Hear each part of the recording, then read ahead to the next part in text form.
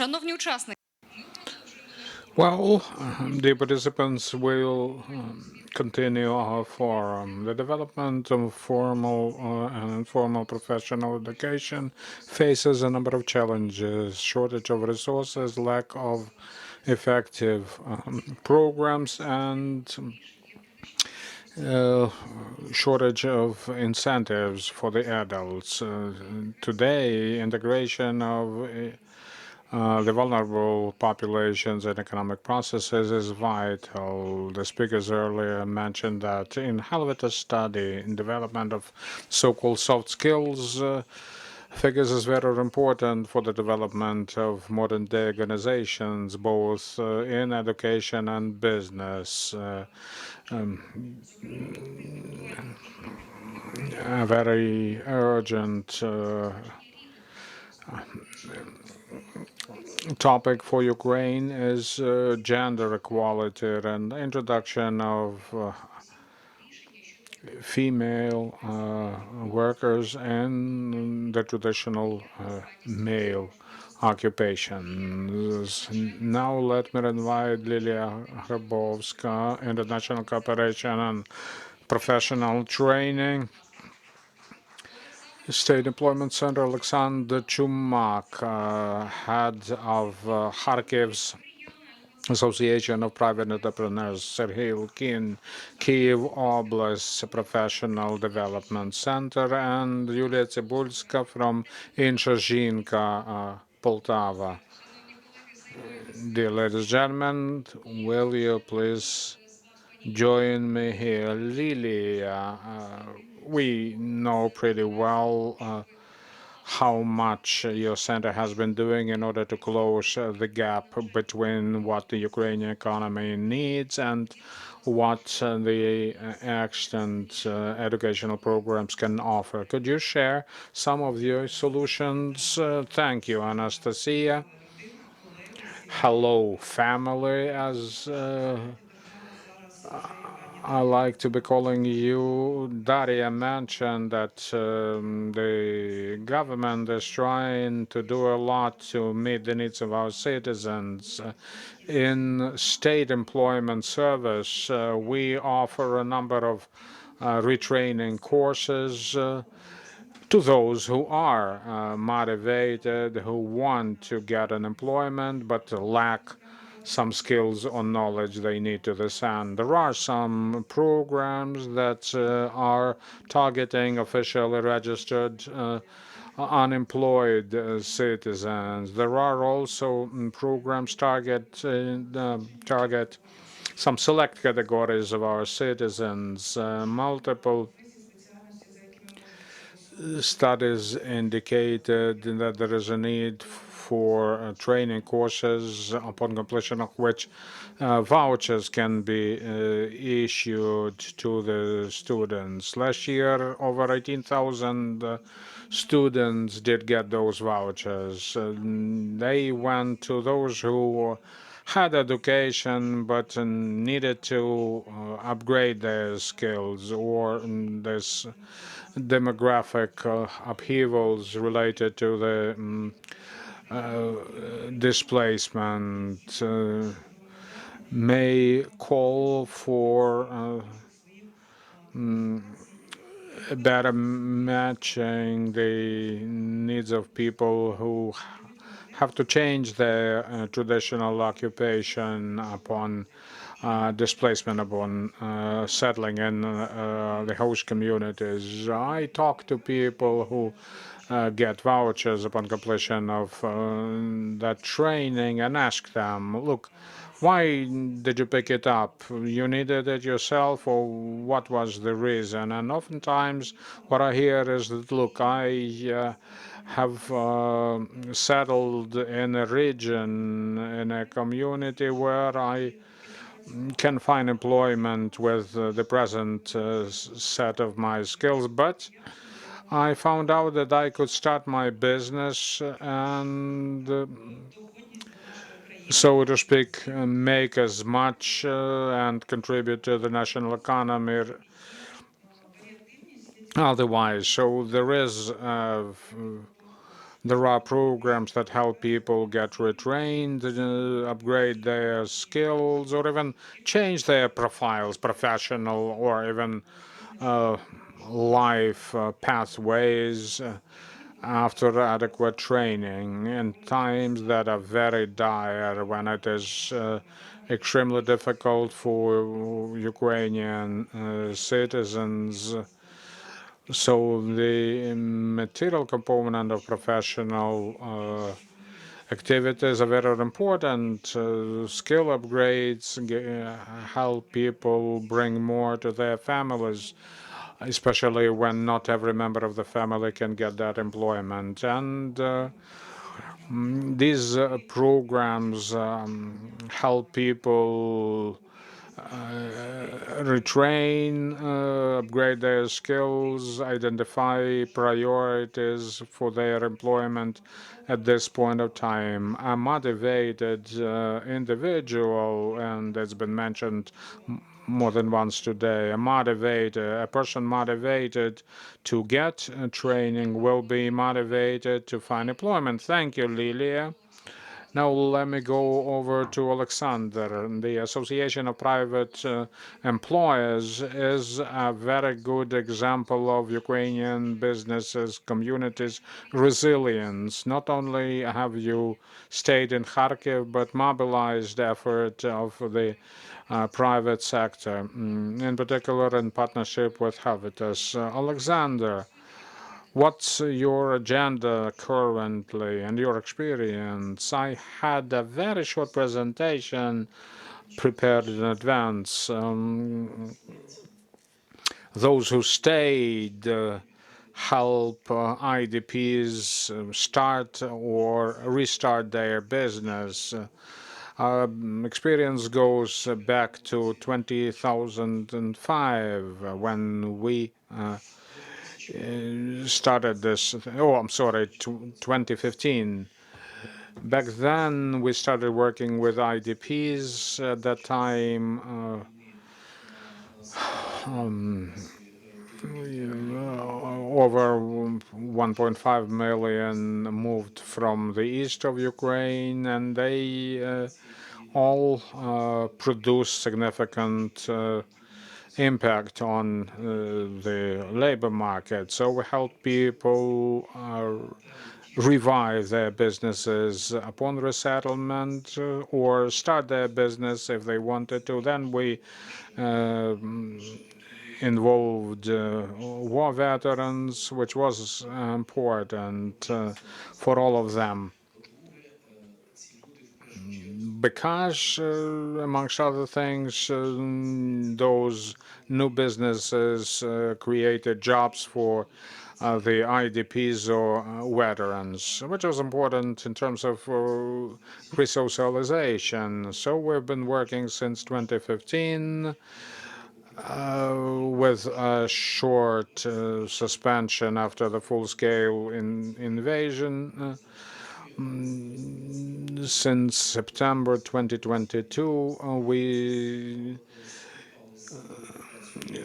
started to reinstate our activities in the domain of professional development. Last year, we did 8 focus groups at the regional and community level, including communities that were occupied.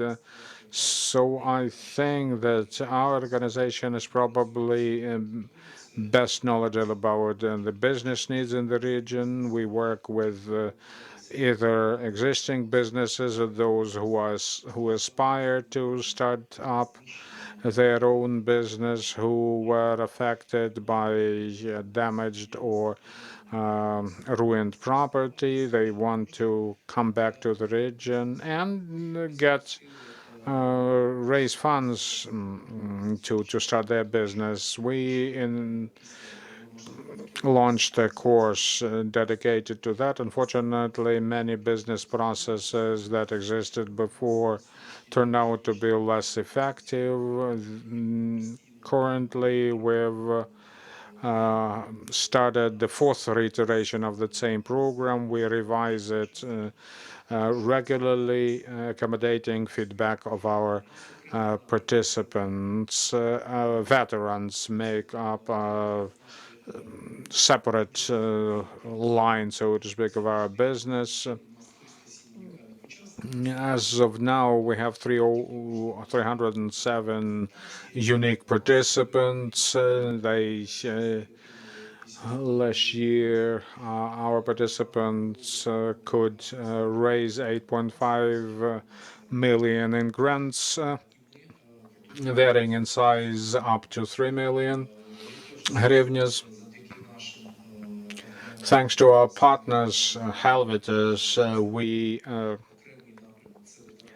were implementing and are still implementing this project. We're working with IDPs, but let me focus especially on war veterans. At the beginning of the full-scale invasion, we had 58,000 veterans registered in the region. By the end of the war, according to some estimates, we may have as many as 300,000. It's a potential from the point of view of the regional resilience because these guys, if a new offensive is launched, will take up arms and go protect their families, their businesses. Therefore, it is important for us to be able to retain them in the region and, of course, help them work and create new jobs. We are also working with those who demobilized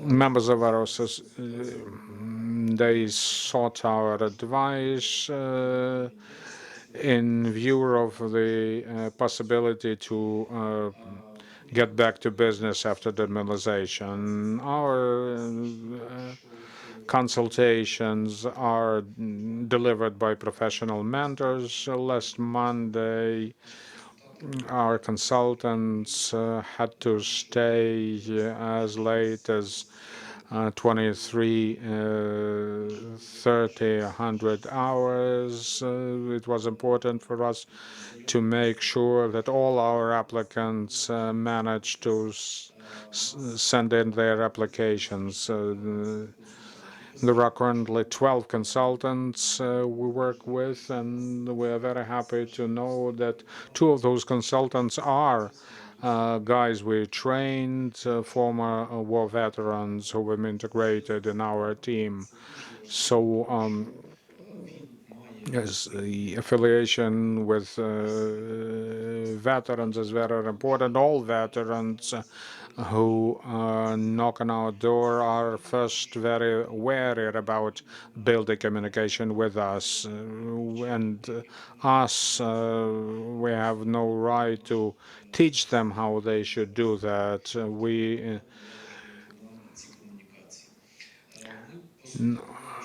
essentially we build communication with uh, wounded persons in the process of getting demobilized in order to help them regain their earlier business. Other students may get important skills to help them function in the labor market. We teach them to negotiate, to present their skills, and, for instance, to draft relevant CVs. By the way, and there are members of our association who help employ people, our students. Well, I take probably 2 hours to cover a lot of grounds related to what we are doing. Thank you, Alexander. Thanks from me for what you are doing in Kharkiv region. Now, Kyiv region professional development center. I know that you're working with public sector and private sector alike. Could you share some of your conclusions with regard to the current trends in the professional development domain in Ukraine. Thanks a lot. I too have a presentation. First slide is traditionally skipped. It's not so important. I've been in business education for almost 15 years, and when I was much younger, I needed to get some money, and one of the private universities invited me to teach several courses, relevant courses. The audience was very diverse, starting from maths teacher, school maths teacher, and guys who were made to attend because that's what the law expected of them at that time. This experience helped me a lot. So what you see on this slide, in fact, clearly reflects the current state of professional development in the state. No matter how you call it, who do we retrain and why do we do that? We heard that professional education has another important facet, funding. They are now funded from different budgets. Once, I recall there was a very important a college training their skills, but local government is not just reluctant, but can't finance their operation, though they have money. What do we do with that? And second, we move on to another question relevant for all of us, skills that really need special university level training, certification, or diplomas. By the way, did any one of you ask our barista today to show their certificates? I'm sure that you buy coffee almost every day, and when you come around the cafeteria, nobody of you will ask the barista of his certificates. So we are talking basically about professional development to help market get what they need, and secondly, because we know that the official system looks down at the potential students. So there's an important issue of soft versus hard skills balance. Hennady, thank you for mentioning that. I never heard about it, but soft skills is something that we all need today, no matter how educated we are or where we are employed. It's a, well, competitive advantage, but again, if you go to a car garage and ask for local technician to show some of the soft skills, well, he may be a very skilled person with relevant experience and expertise, but would we be seeking any soft skills? No, we need a job to be done.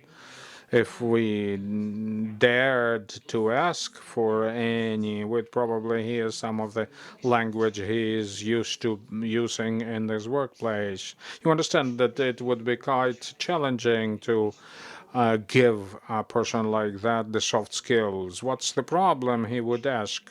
There are clients, there is cash paid, so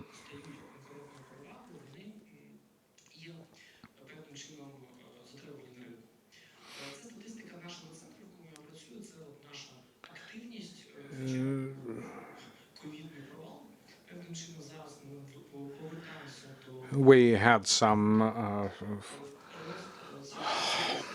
drop down during coronavirus times. Now we are picking up. Many people call us, and quite many seek soft skills, businesses amongst them. And we mentioned some official stats, the stats we uh, report to those who control us. But many a time, people come to us asking for training without any certification. How to, well, deal with clients, for instance, and we train them in that. But this is, well, something that the society uh, seeks in people. Soft skills, of course, hard skills are sine qua non. So,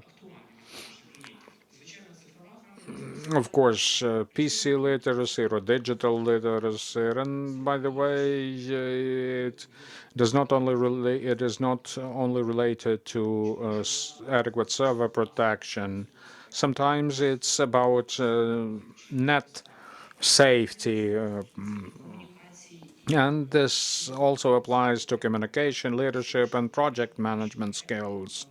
Increasingly, more people say that project management is very important for running a business.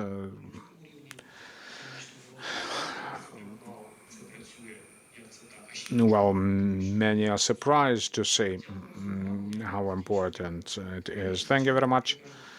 I'm closing, and this is a bonus slide. Thank you, Sergei, for your professional experience. With this, we would invite Yulia. Thanks, Yulia, for coming all the way from Poltava. We knew we'd be happy to see you because you are the one who are in a very important remit, the remit of teaching women to dispose of what is thought to be a traditional men's jobs. Hard to say in the end of an event because the audience is already getting tired. I hope that my mini 5-minute long lecture won't bore you. I hate to be boring, and then probably it's gonna be motivational. So, to women,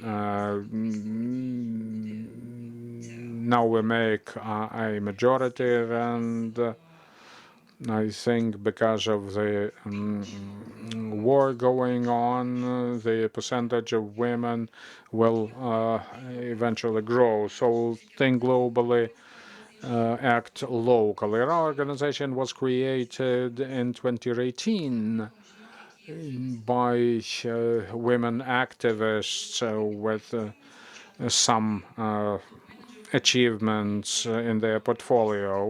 Many of us were managers who knew how to organize processes and were willing to help other women do the same, pursue their careers. Actually, we share the same mission and goal, economic empowerment of women. I am a woman, and I know a thing or two about the female environment. I could be talking about that for many hours, and therefore I know what I'm saying when I say that there are many problems that are present in this domain. So we started from the understanding that the economic dependency of women, that's quite often a pretext for domestic violence, gender-based violence, and other negative trends that can develop because of the fact that the woman has to deal with it. So we started financing different projects to launch business once we started training, we also started providing money for the business. As a rule, women do not have any property registered to their name. And there was recently a study by the Kiev School of Economy, and they found that it's more difficult for a woman to get a loan for objective reasons. If it's not a grant, well, that's an objective fact. It's more difficult for a woman.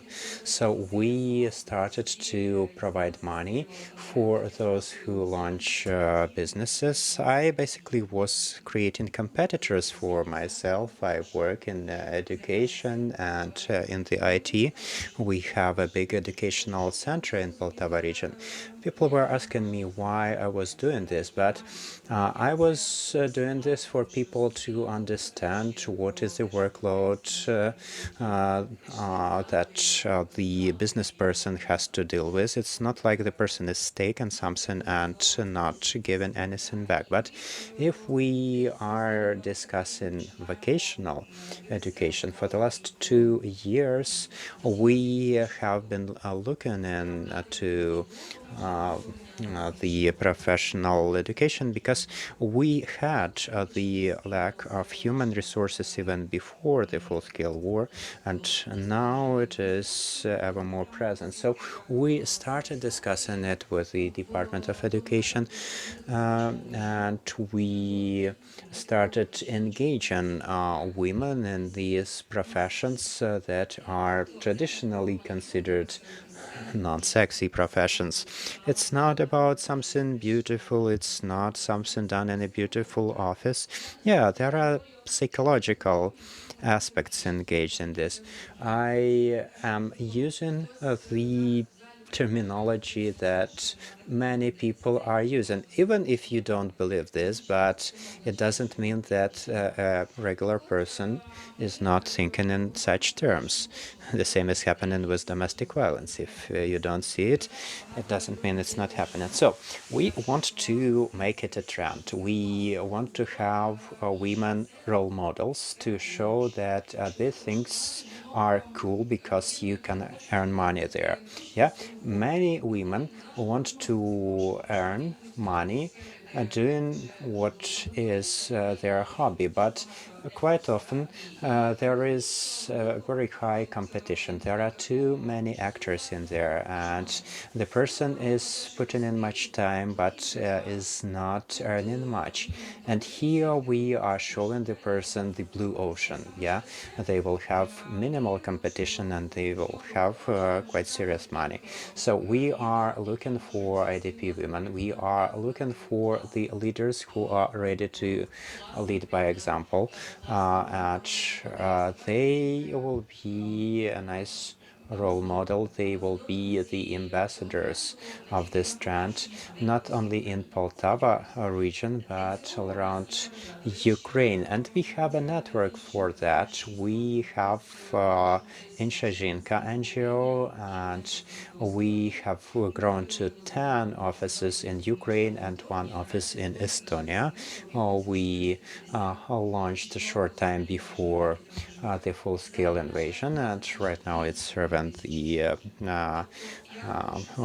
women from Ukraine who reside there. So it's quite a big network, and we can use our own resources for this study. So we do understand how difficult it is psychologically. You know, if some analytical center makes a phone call to you, would you answer? Would you give them answers to their questionnaires?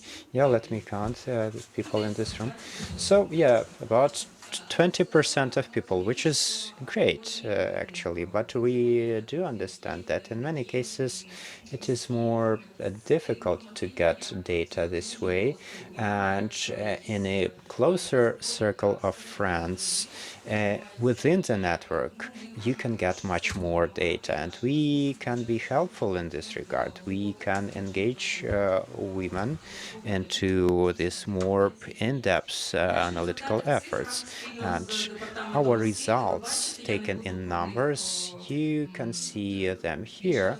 I will not delve too deeply into that. We have 50 plus women over the year 2023, and in 2024 we want to increase this number by an order of magnitude. So what is the potential for vocational education?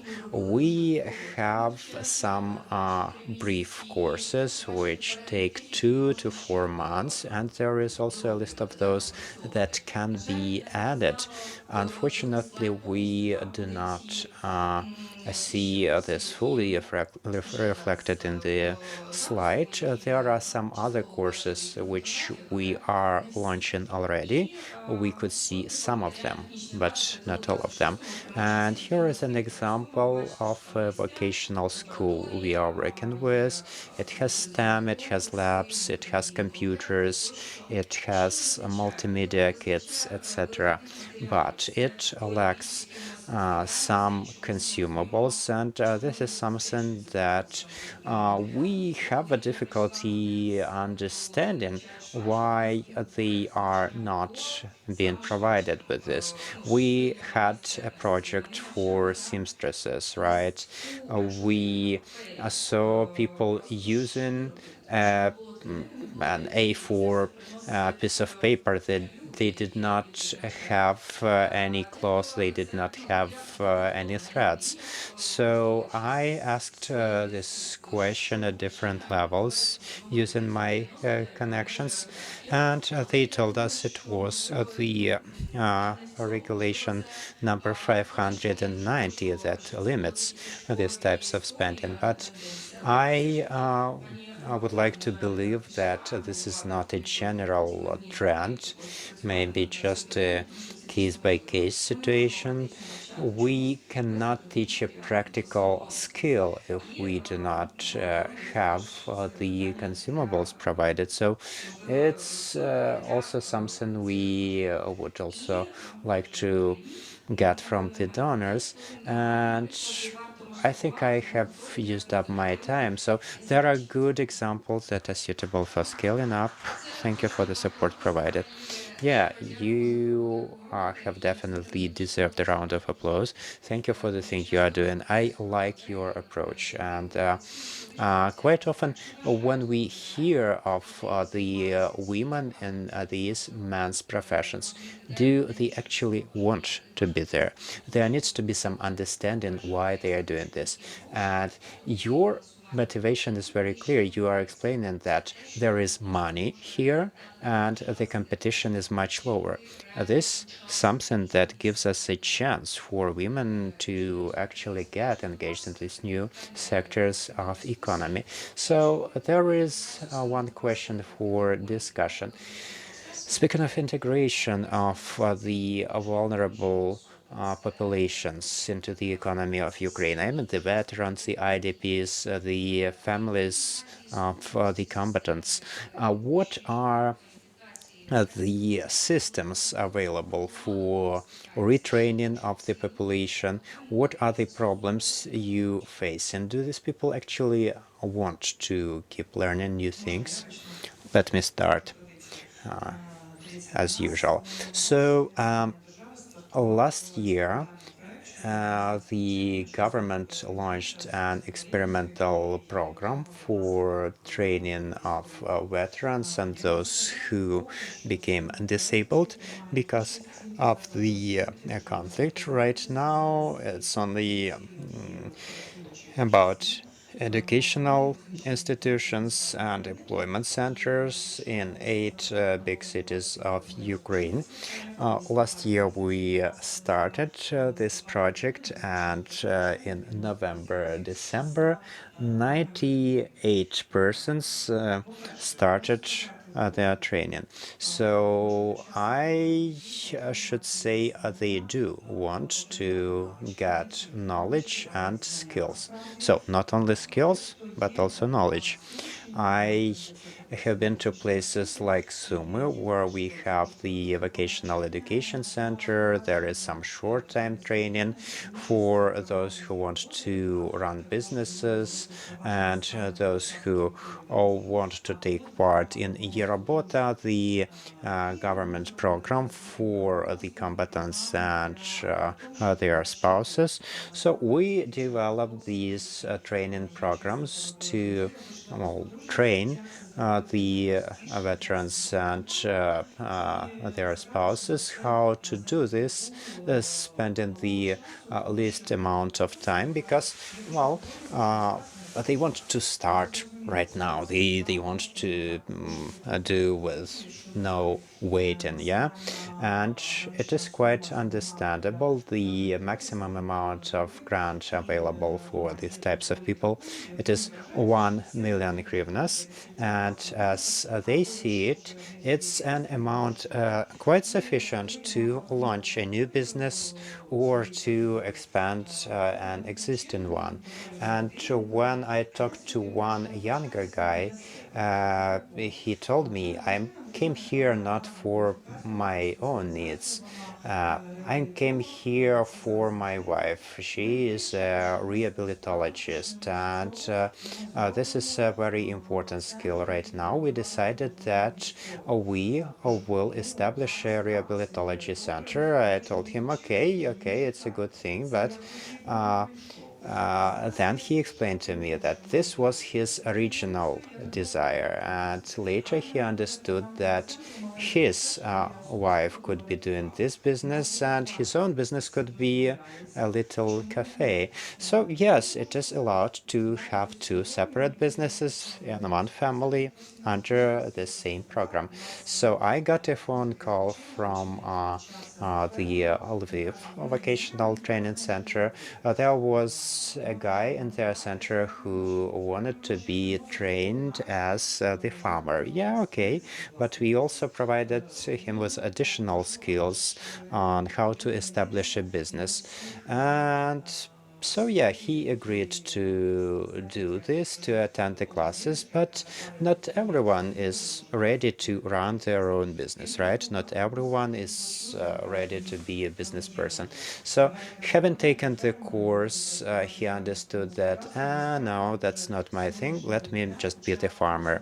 And that's what he did. He already started working for a farming company.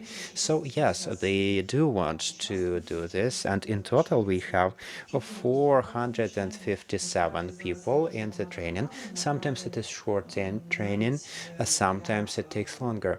So we have some referrals right now. You know, those who are in the military, they need to have certain skills, and some of those skills can be provided in the training centers, such as piloting a UAV. And yeah, that's the course that is being provided. It's not always, the skill that's only used in the military. Yeah, it is used in agriculture, in forestry, in fire departments, whatever. They are using a copter to get some information about some area. So this is what we need to use. There was one conference where one veteran was taking part. That's a big business person. He has an entire cooperation together with his former friend from the military. And in the coffee break, I asked him a question. You are a big employer and a business person. Are you ready to hire someone who is a veteran? And he told me quite an interesting thing. I could hear quite often from the employers that they have some reservations about hiring veterans. He told me, yeah, I will be asking this question from the start. Have you been to the army? Are you a war veteran? Yeah. So this would be my first choice. If you have been there, I will hire you. You know, why so? Because these are the people who have the understanding of responsibility, of order, and they have this wonderful skill of always being there for you. You can rely on them. And he also mentioned that we need to have a personalized approach. And I fully agree. We as a government should have a number of programs for them. We owe our life and we owe the remaining part of Ukraine to them. So if a veteran wants to get some training, we should provide it. If they dislike it, we should provide a different one. We can do this a couple of times until they actually find what they need. We could hear from many guys, we don't care about training, we don't need no education, yeah? I don't want to work for another person. I want to run my own business. Yeah, this is happening, but we need to provide a range of resources. Thank you, and let's hear from Alexander. Let's hear about your experience of training veterans. I don't know what to start from. Well, let me just continue what my colleague here has started. There is always a risk about hiring veterans. The risk is the rest of the team may not be ready to have a veteran among them. We need to provide additional training for the person to understand the rules of the team.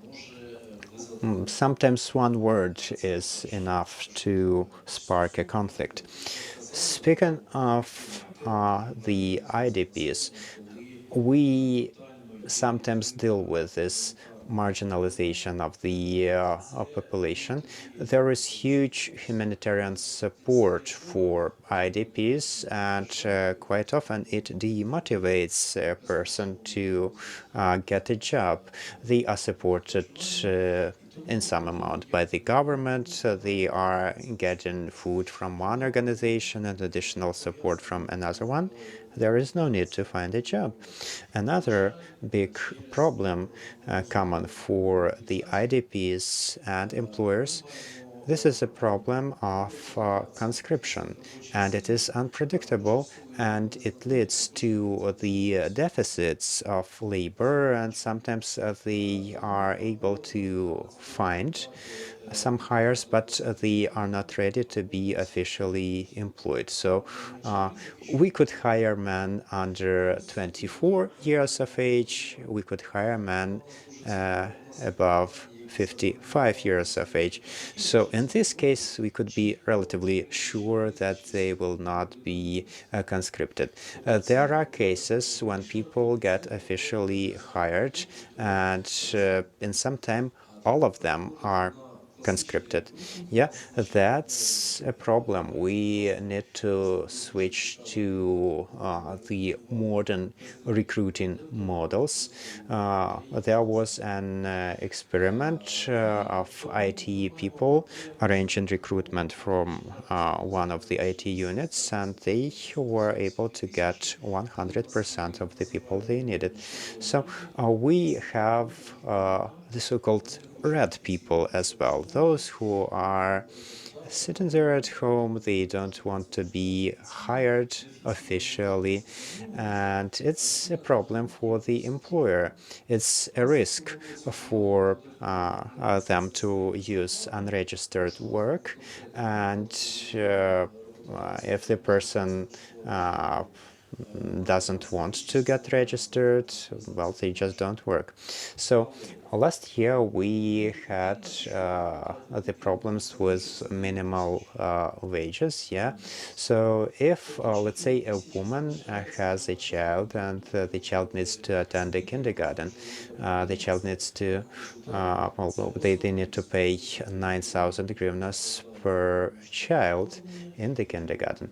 So yeah, there are these specific features of the deoccupied territories. They have the same requirements as everyone else. The taxation, the checkups, etc. So if someone is believed to be the donor region, they have to have some conditions for this to be happening, because how do we motivate people to come back to the deoccupied territories, to the territories that are currently non-GCA but will be deoccupied later? How do we motivate micro businesses? Again, that's the simplest and the fastest way to create new jobs. They are potential employers. They are the ones who are given more work to their subcontractors.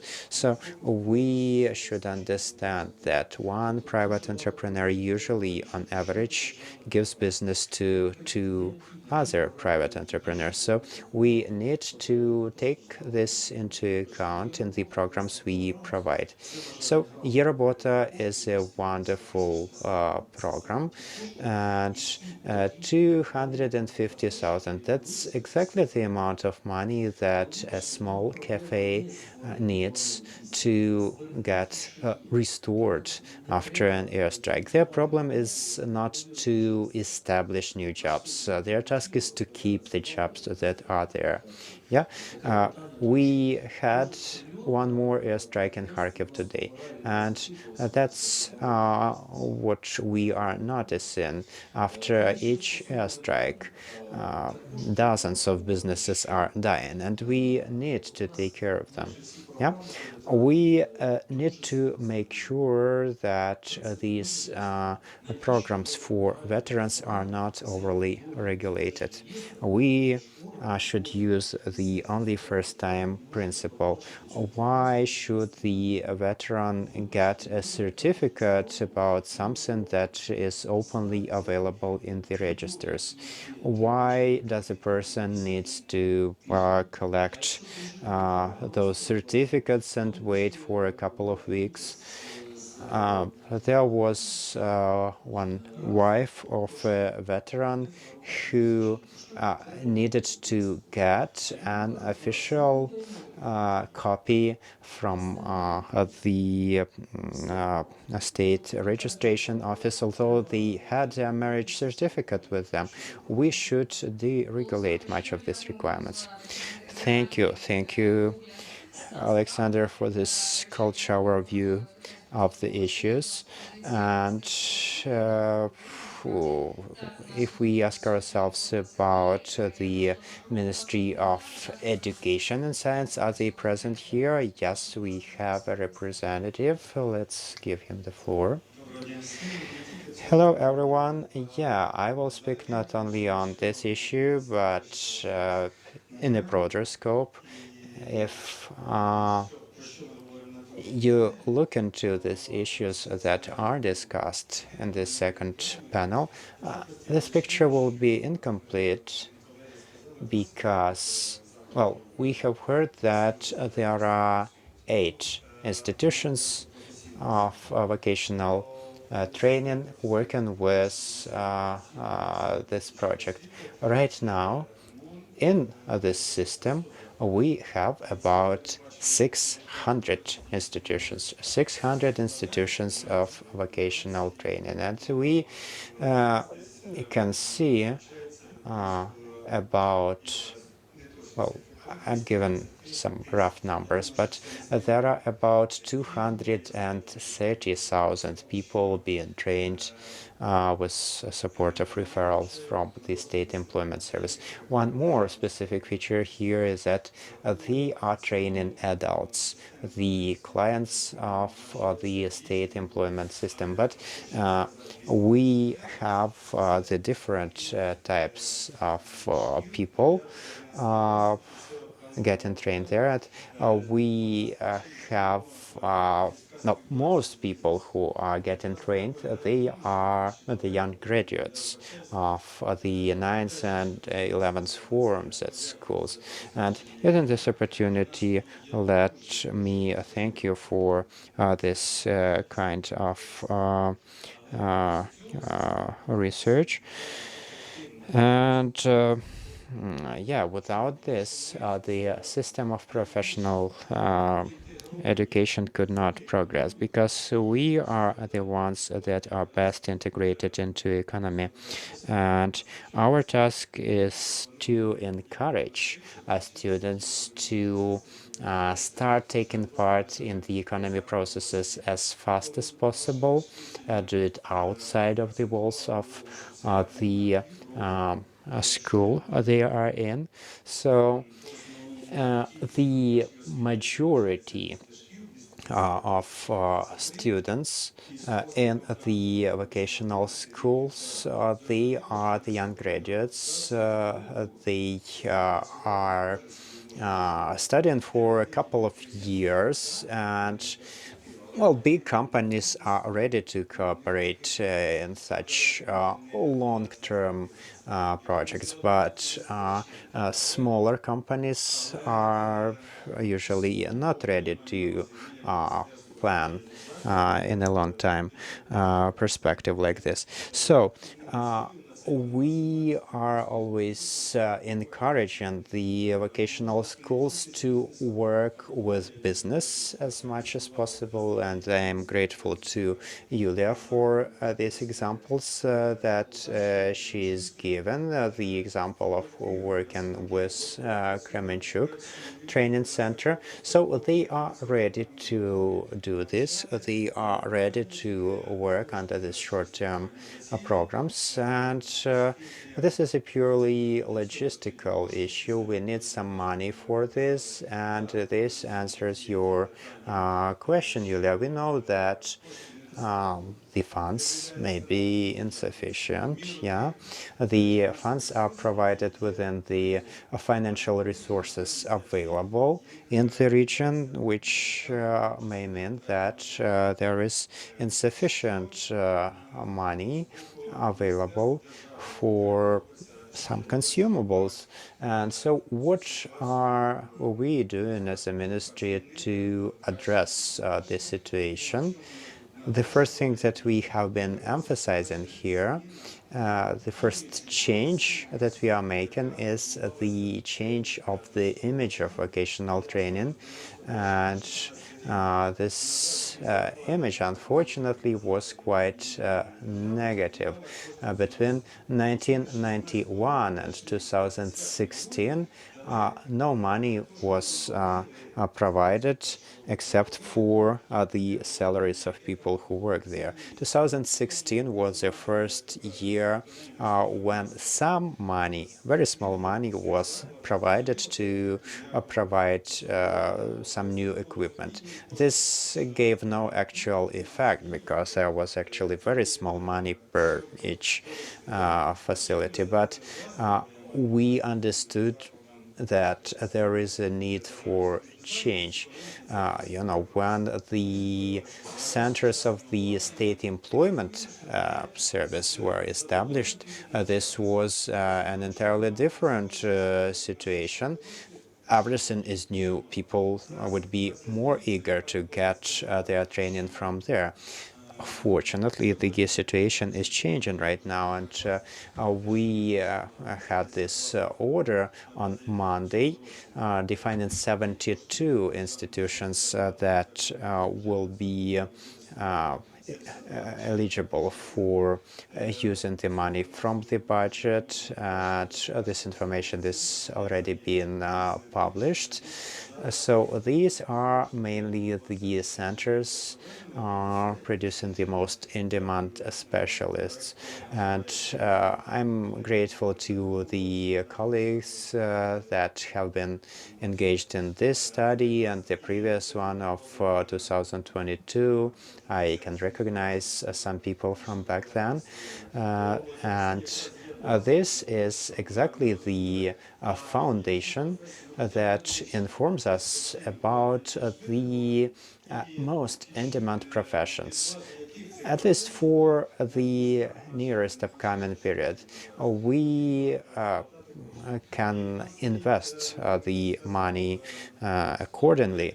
And as Sergei has mentioned here, there were some controversial points, the points on which you had some differences in views. So on the one hand, we are providing some information, but on the other hand, we were providing some guidance on whom to train and what are the amounts of specialists necessary. So we are not imposing anything, and this fact that you are going down to the level of the districts, not only the region, the territorial communities are able to have a say. Yeah, the last 2 minutes. Yeah.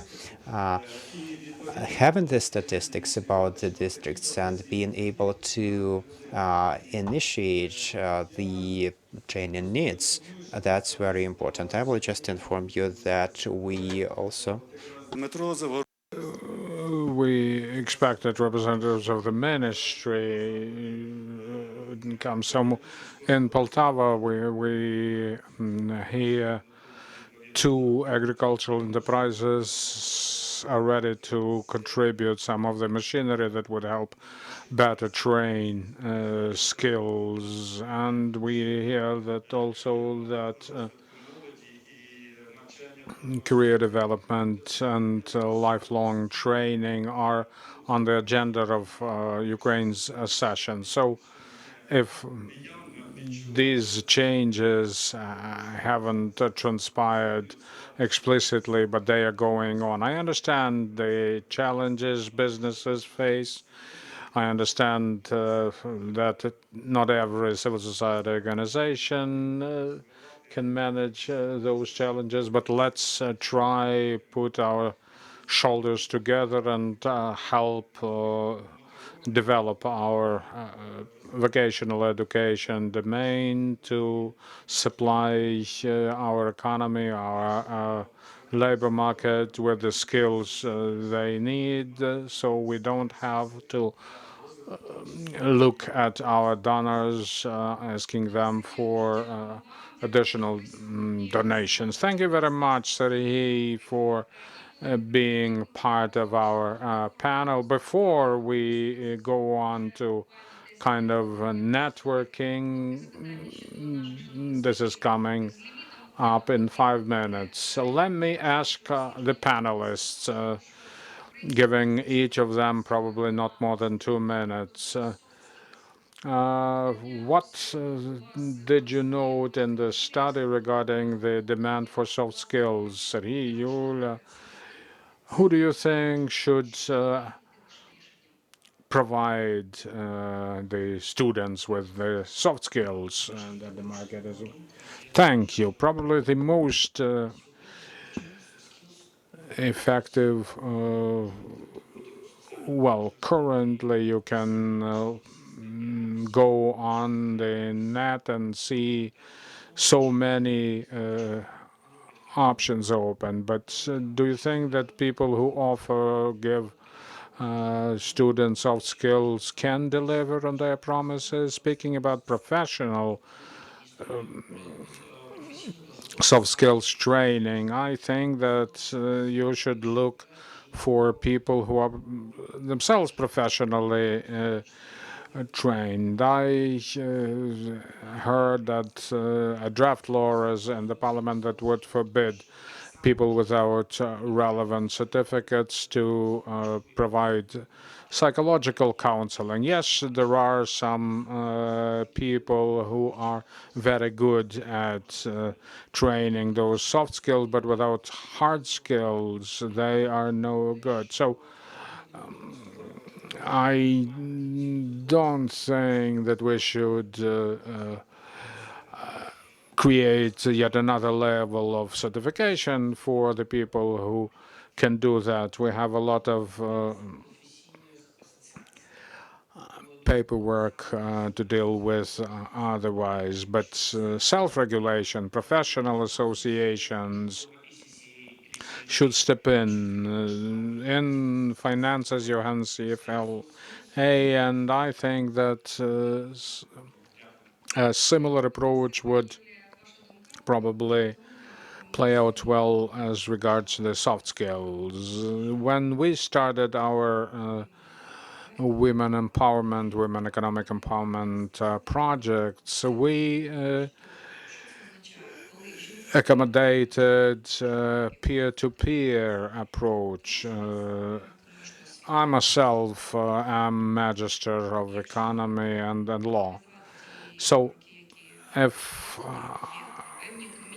I recall how it all came through, well, there are some foundational things, and they are immune from the risks or challenges. But entrepreneurship is about adaptability, about agility, about how flexible you are, and my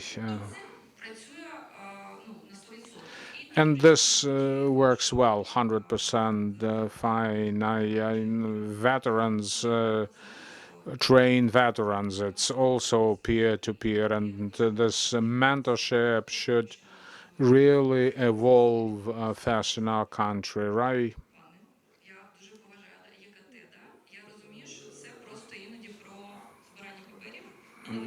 I often see that training is about submitting paperwork rather than getting the skills. So we need to strike a balance between certifying where certificates are required and all which is redundant. The market, the invisible arm will regulate that. And mentorship, all projects we do in our NGO. This year, I suggested that we make this year the year of mental and physical health. We are all tired. We are all on the verge of burnout. Why we feel this fatigue? I sometimes I speak 3 different languages, but I find it difficult at times to exercise the skills. This is chronic stress kicking in. So programs that are done by our NGO will certainly involve psychological support for us to be able to keep going. And yet another thing, whenever we launch a new project or contribute to business development, we don't pursue the goal of just helping someone get started. 60% of startups go out of business 3 years later. Ribbon cutting looks fine, but to be able to earn income all the way is what important, and that's where we have to help entrepreneurs. Technologies develop, and all those programs have to be adaptable.